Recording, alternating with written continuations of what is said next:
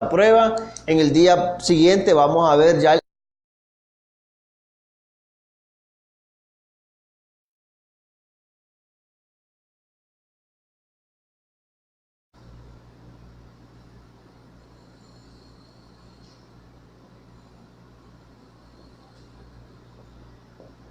Buenas tardes, queridos discentes. Reciban todos un cordial saludo y siempre grato y bienvenidos a esta su página virtual del Diplomado en Derecho Procesal Civil, Ley 902.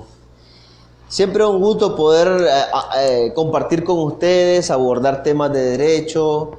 Gracias a los compañeros que me han estado escribiendo tanto a mi Facebook, a mi cuenta de Twitter, como también al correo electrónico referente al diplomado y a las clases prácticamente que han sido de gran ayuda y colaboración para esos abogados que están en Ciuna, que están en Puerto Cabezas, que están en Río Blanco, que están en Matiguás, que están en Muy y que realmente no pueden venir desde el norte hasta a la capital para poder recibir este diplomado en Derecho Procesal Civil.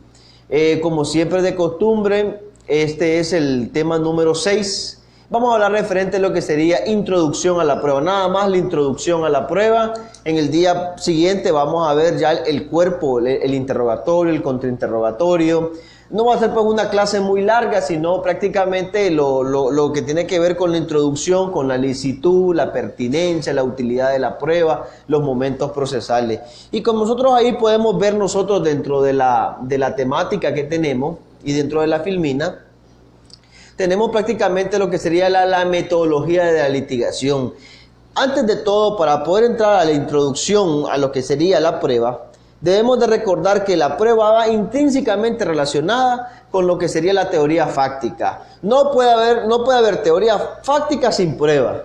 Es decir, la teoría fáctica debemos de recordar que se clasifica en tres, ¿verdad? Tiene tres, que sería la teoría fáctica jurídica, la teoría fáctica probatoria y la teoría fáctica jurídica probatoria.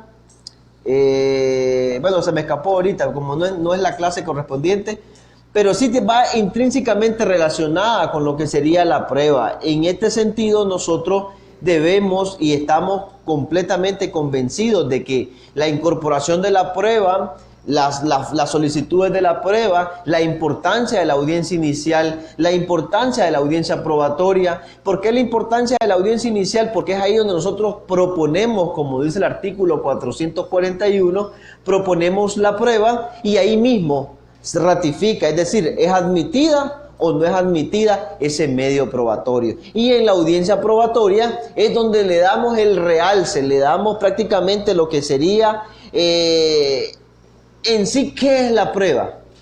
En sí, ¿qué habla la prueba? Lógicamente, para que la prueba pueda hablar, necesariamente necesitamos que nosotros, como los abogados litigantes, debemos nosotros de saber proporcionar los métodos y la forma para que esa prueba pueda hablar prácticamente. Entonces tenemos que esta metodología no se refiere a desarrollar habilidades de oratoria, no, sino que simplemente la metodología supone destrezas que pueden ser aprendidas dentro del proceso civil. Cuando es importante o necesario contrainterrogar a un testigo, porque hay momentos que cuando la otra parte propone al testigo, él lo interroga y nosotros venimos a contrainterrogarlo, a veces no es ni necesario contrainterrogarlo. Por ejemplo, un proceso que llevé en Jinotega, el abogado propuso, de la otra parte propuso un testigo. Entonces la primera pregunta le dice, ¿usted conoce a Julano de tal? Y dice el testigo, no, yo no lo conozco. Le hizo otras preguntas y entonces se volvió un testigo hostil. Yo estaba entre si preguntarle o no preguntarle, porque es bien riesgoso. Pero al final yo decidí el re. ¿Por qué decidí hacerlo? Porque, pues lógicamente yo necesitaba que quedara en el acta afianzado la respuesta de él.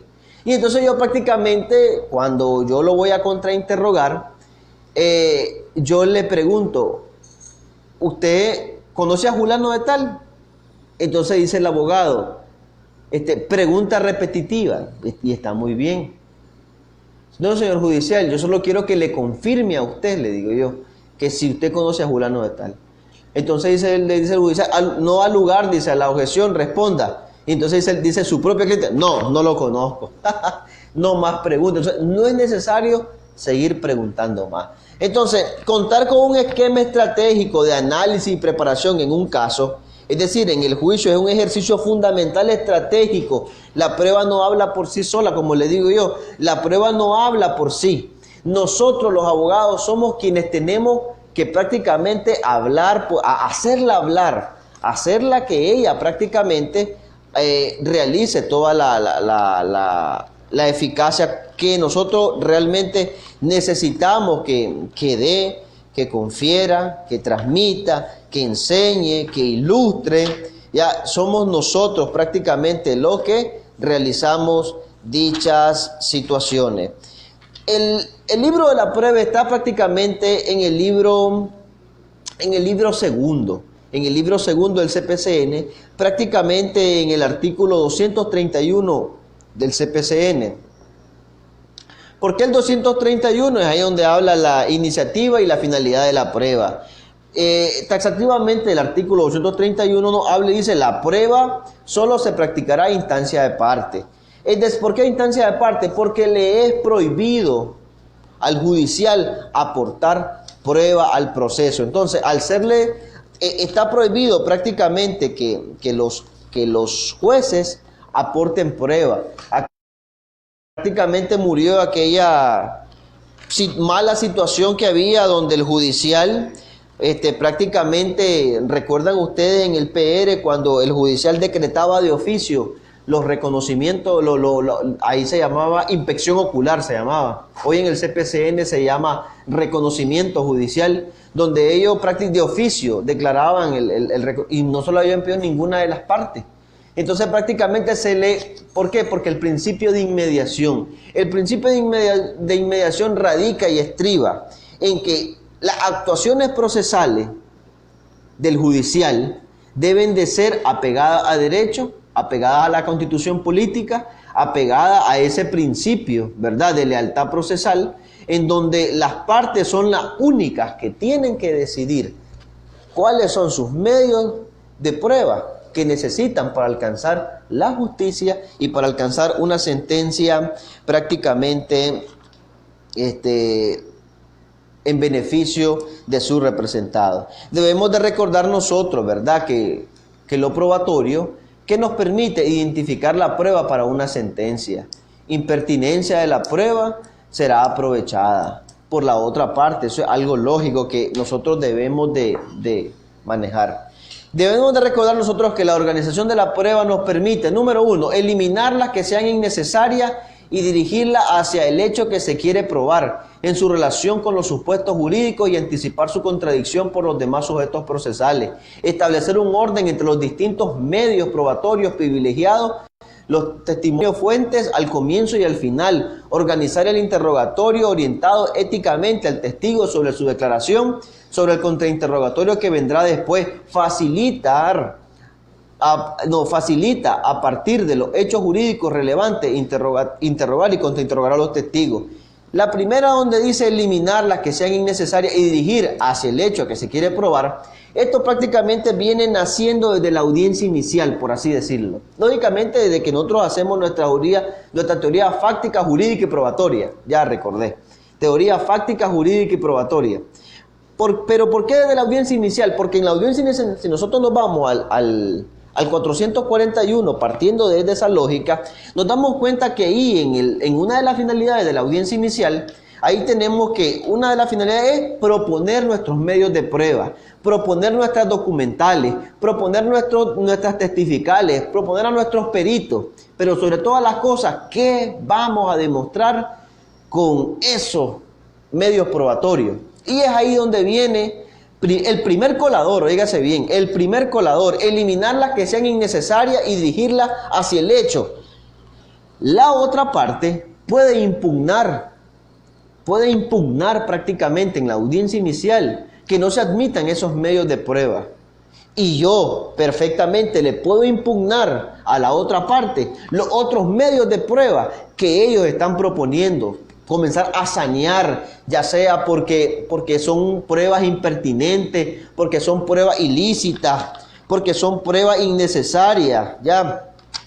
¿Cuándo hay una prueba ilícita? Bueno, cuando yo no utilicé los mecanismos para la obtención de esa prueba. Es decir, debemos de recordar que el artículo 397 que habla de las diligencias preparatorias nos encaminan a nosotros a buscar la información. La obtención de la información en el 398 están todos los capítulos, por así decirlo, todos los incisos correspondientes de la diligencia preparatoria. Alguien el sábado que tuvimos en la maestría me comentaba y me decía: doctor, fíjese que quiero realizar una diligencia preparatoria. Ajá, pero es como una diligencia atípica. ¿Y por qué atípica? Le digo yo. Como usted nos ha enseñado que hay diligencias típicas, es decir, que ya están tipificadas, y hay diligencia atípica, es decir, aquellas diligencias que no se encuentran en el código, pero que en el artículo 398 nos habla sin perjuicio, dice claramente, sin perjuicio de las estipuladas en este código, se pueden solicitar. Entonces yo tomo esa expresión que dice sin perjuicio, entonces puedo solicitar diligencias preparatorias atípicas. Entonces me decía, yo lo que necesito es de que el judicial gire un oficio al sistema penitenciario para yo saber si un abogado estuvo ahí. O sea, yo sé que estuvo, pero yo quiero esa información, quiero que venga del sistema la información, porque el abogado hizo una escritura pública, extendió una escritura pública con fecha cuando él estaba detenido en la Modelo.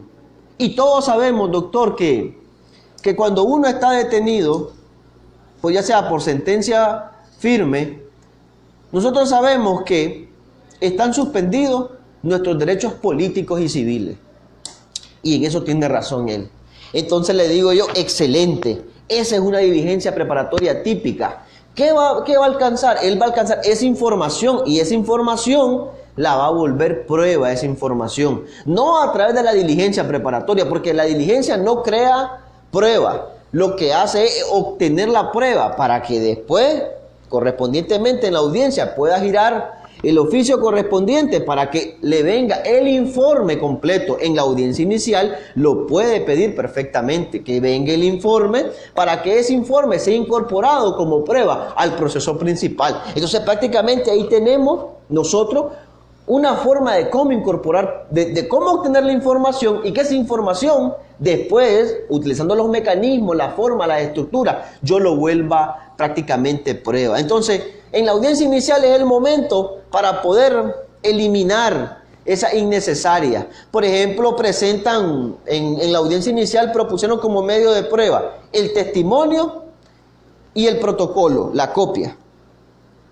A ver si todos sabemos que esa es prueba repetitiva, porque el protocolo es igual al testimonio, porque el testimonio es la copia fiel del protocolo. Entonces yo le decía en la audiencia al señor judicial, esta prueba es repetitiva. Al ser repetitiva, yo le pido de que deseche una. Yo le pido que deseche el protocolo, porque el testimonio es la copia fiel. Entonces, después de debatir recursos de reposición y todo eso, se quedó prácticamente establecido de que realmente era prueba repetitiva. Entonces ahí vemos que nosotros podemos sanear en la audiencia inicial, podemos sanear prácticamente desde un momento prácticamente lo que nos permite organizar la prueba. Como nosotros hemos venido hablando, el artículo 236 del CPCN prácticamente nos habla referente a la licitud, la pertinencia, la utilidad y la necesidad, cuando una prueba es necesaria. Todo esto tiene que ir a colación con la ley de acceso a la información. Esa es la ley 621, ley de acceso a la información. Ojo, tenemos que estar claro que dentro de la ley de acceso a la información hay tres tipos de informaciones. Está la información pública, está la información pública privada y está la información pública reservada. Entonces nosotros pues no podemos andar pidiendo información a lo loco, como dice el buen nicaragüense, sino que tiene que estar apegada a las normas elementales del procedimiento. Entonces ahí vemos nosotros que cuál es el efecto de la prueba ilícita, cuándo yo puedo solicitar, y cuál es el efecto que produce el efecto de la ilicitud de la prueba. Eso lo encontramos en el artículo 237. Se considerará prueba ilícita aquella que en obtención u origen no cumpla con lo dispuesto en el numeral 1 del anterior artículo sobre los requisitos generales de la admisión de la prueba.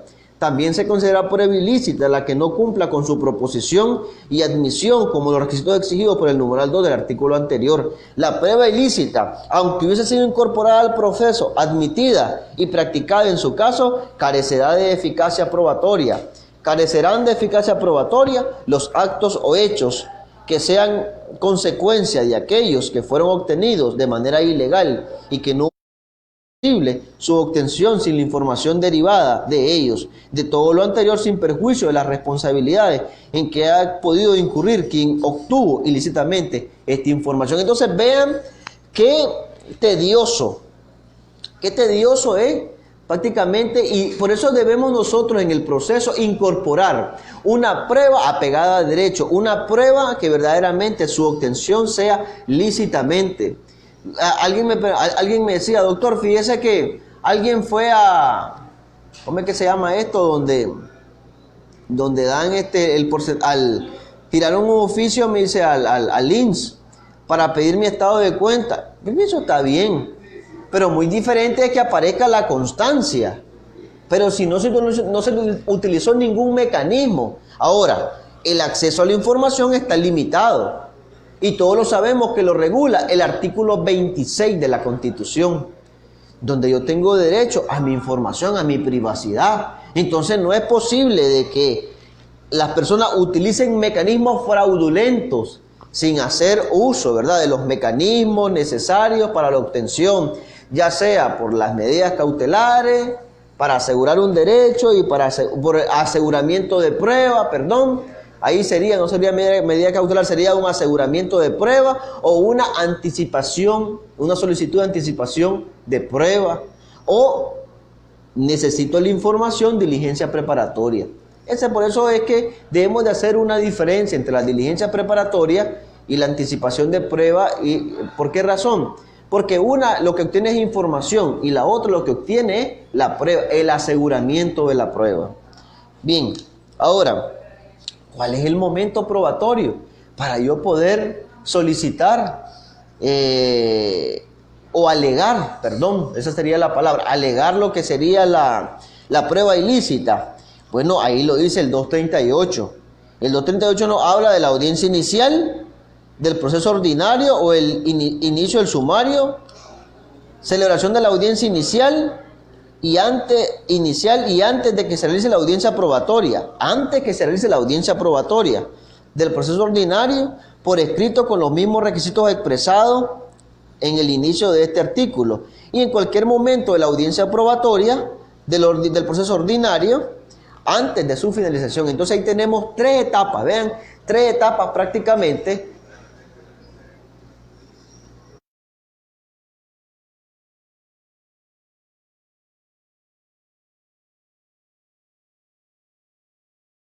Decía, en el artículo 238 nos habla referente cuál es el momento procesal para alegar la prueba ilícita.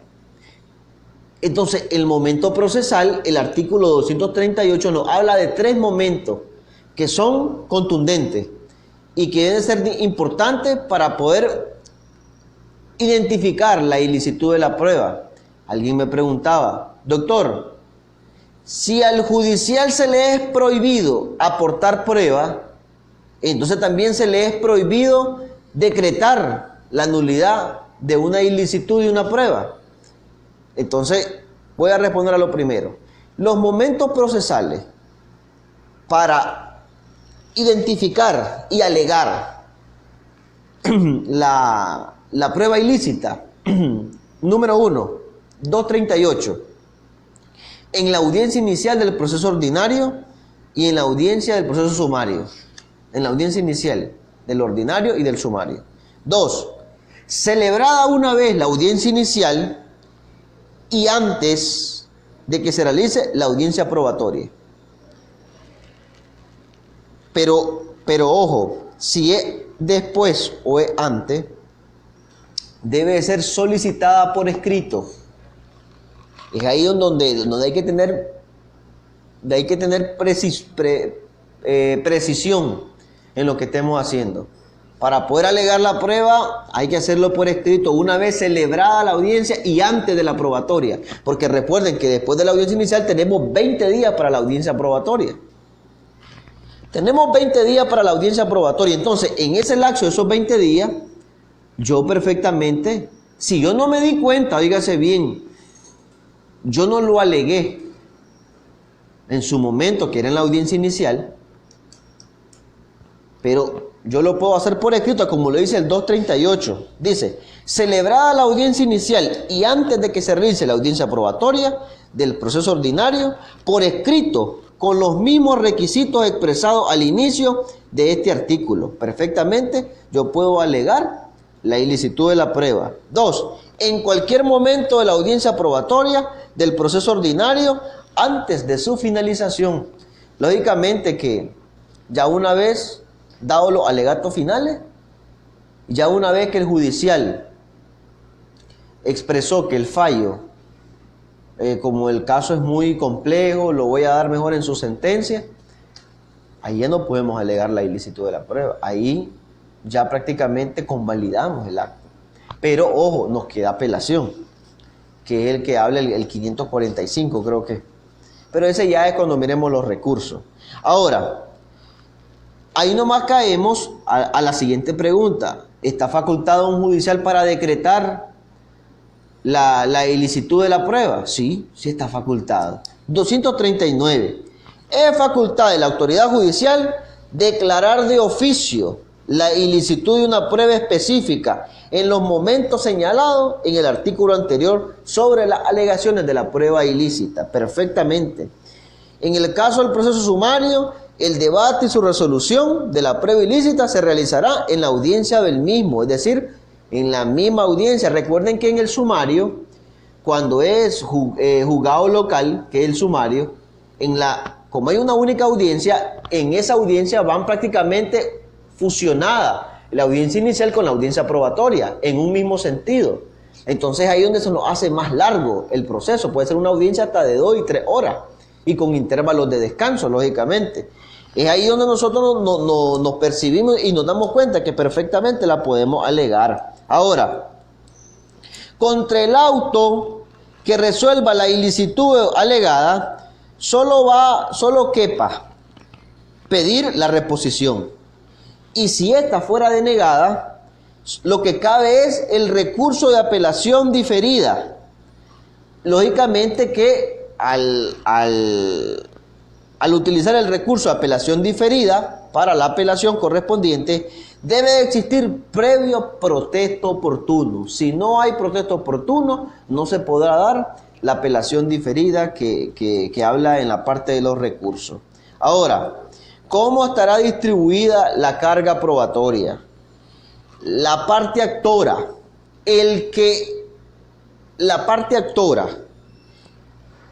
en este caso, el que afirma debe probarlo, bajo ese principio.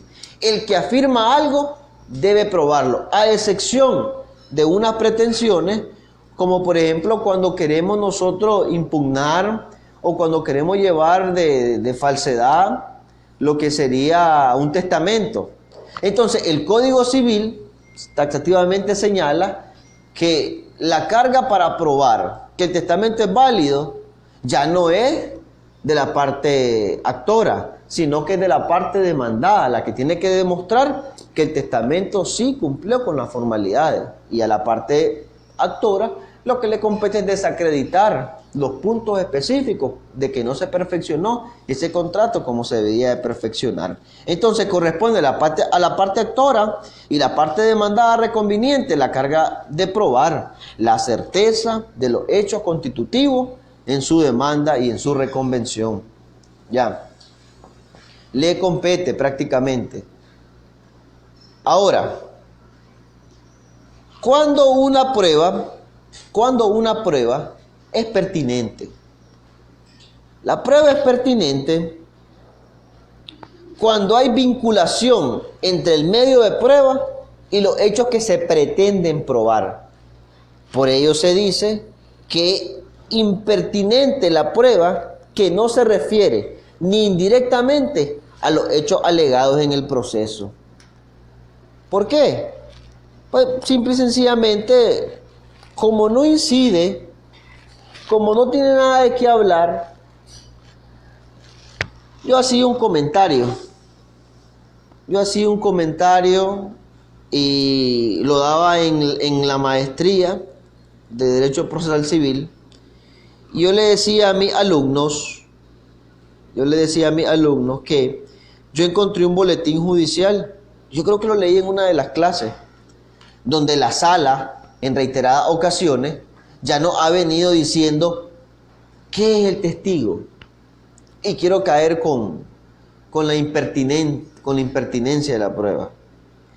Dice taxativamente que testigo es la persona que ve, oye y percibe por los sentidos algo en que no es parte y que puede reproducirlo a través del lenguaje hablado o escrito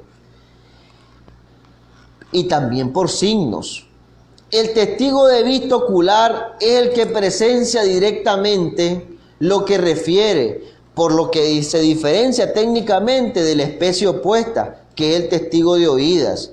Y el testigo presencial es el que depone sobre dichos y hechos oídos y vistos por él, acaecidos en su presencia.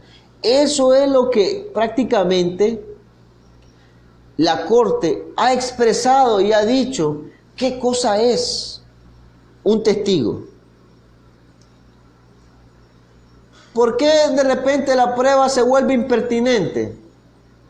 Porque si la prueba que se refiere no se refiere ni directamente a los hechos alegados, por ejemplo el testigo, es que dice Julano que pasó. Y yo he visto procesos donde dicen, es que me dijeron que dijera. Ese no es testigo.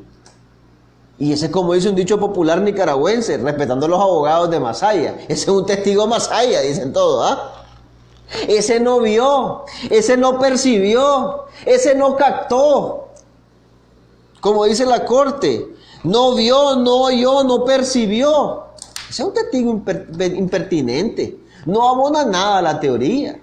Entonces, perfectamente, ahí podemos atacar. Es decir, la relevancia o pertinencia de una prueba solo puede evaluarse desde la teoría del caso de las partes.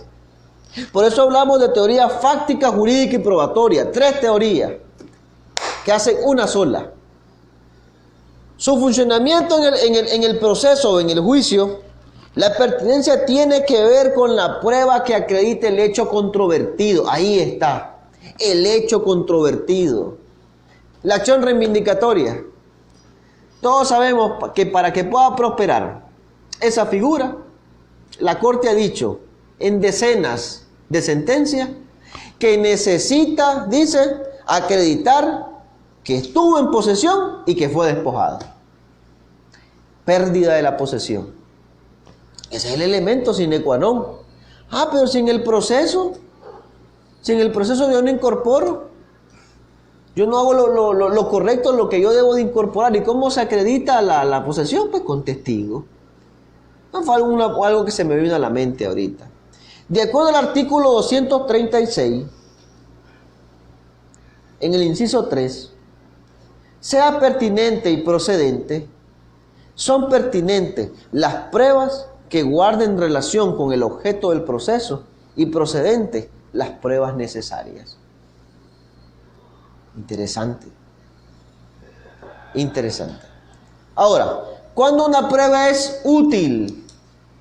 Cuando en ella se pretenda establecer un hecho material de controversia que aún no se encuentra demostrado con otra para llevar el convencimiento al judicial.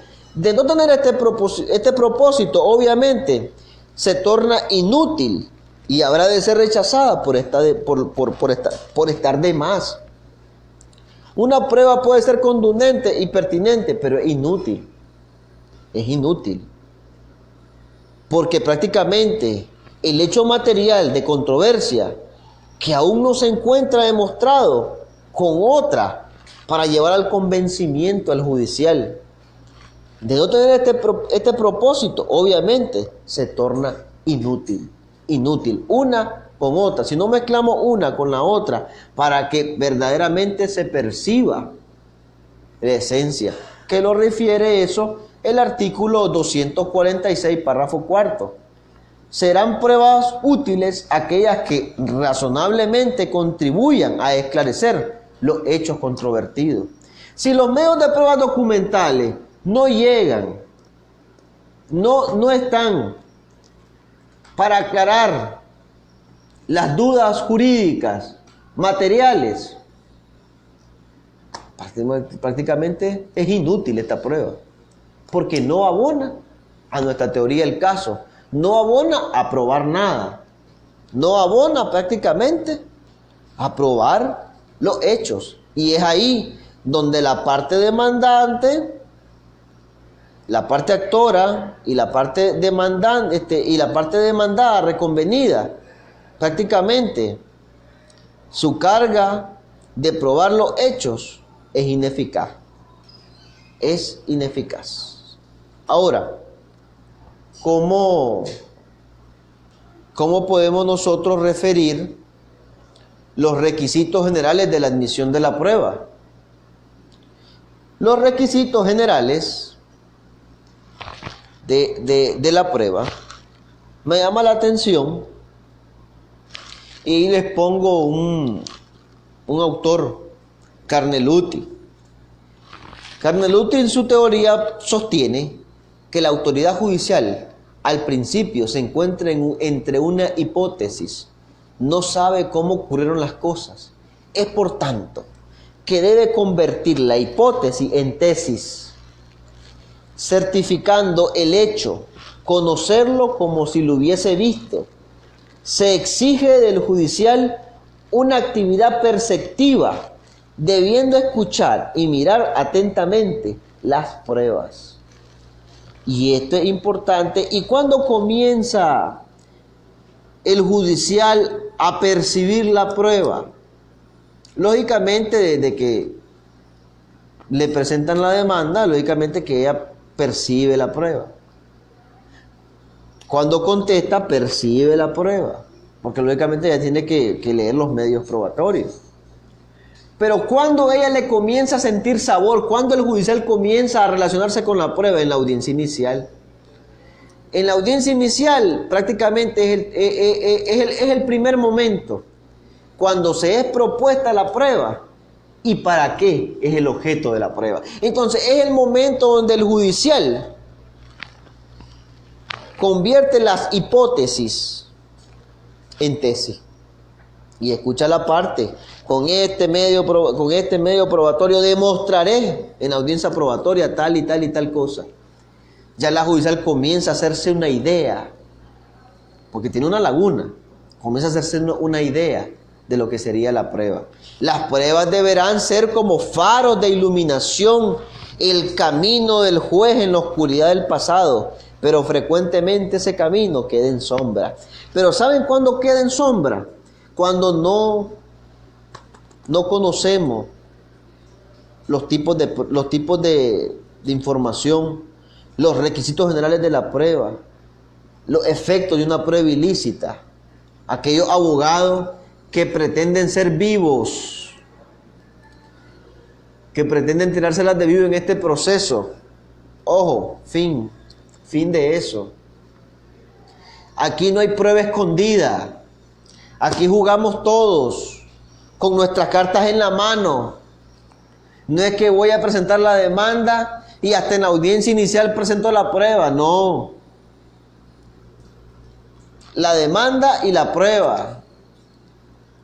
Eso es lo bonito del CPCN, que nos apasiona mucho, a muchos abogados del CPCN. Nos apasiona. La prueba deberán ser como faro que iluminarán el camino del juez en la oscuridad del pasado. Y eso es cierto. Y eso es, como dice un amigo, eso es cabal. Cuando comenzamos nosotros con nuestra teoría, comenzamos nosotros a ver, a revivir lo que pasó, lo que sucedió hace 8, 9 años atrás, o hace 15 o 20 años. ¿Qué fue lo que sucedió? ¿Qué fue lo que pasó? Hay dos tipos de verdad: la verdad absoluta y la verdad material. Eso lo aprendí del doctor Juan Aroca. Dos tipos de verdad, decía él: la absoluta y la material. En mi teoría fáctica que yo propuse, yo le muestro a lo judicial, por así decirlo, un camino. Es como que si lo subo a la cima de una montaña y le explique desde allá arriba. Y el otro abogado también lo sube arriba de la montaña y le explica, una forma literal que quiero explicar, cómo es que el judicial percibe la prueba. Porque lógicamente que nunca pueden haber dos, tanto demandado como demandante, no pueden haber iguales ideas, iguales versiones. Porque entonces estaríamos ante un allanamiento, sino que siempre debe existir algo que se llama controversia. Controversia. La proposición y los medios de admisión tienen mucha relación con los requisitos generales de la admisión de la prueba. Que ustedes ahí les hago ahí una explicación, ¿verdad? De lo que sería prácticamente el artículo 236. Es ahí donde yo les hacía efecto el principio de inmediación, que se los tomé hace momento. El principio de inmediación, donde la autoridad judicial asumirá la dirección del proceso mediante audiencias orales que presidirá directamente, en las cuales emitirá sus decisiones en la forma oral, así como lo ordena el artículo 140. La prueba debe producirse ante la autoridad judicial y las partes en base al principio de inmediación que lo establece. Vean, en la audiencia inicial el judicial lo que hace prácticamente admitir o no admitir un medio probatorio. En la audiencia probatoria, el judicial en su máximo esplendor ya comienza a sentir el gusto de la prueba, porque ya el abogado litigante comienza a ofrecerla, comienza a debatirla, comienza a hacer uso de la prueba. Y entonces ahí donde hay que ver, ojo, bajo el principio de inmediación le queda prohibido que un judicial que conoció e inició la audiencia probatoria no la termine. Ese mismo judicial que dio apertura a la audiencia probatoria es el mismo judicial que tiene que dictar la sentencia. A mí me pasó una situación en Granada. La judicial inició la audiencia, pero la interrumpimos.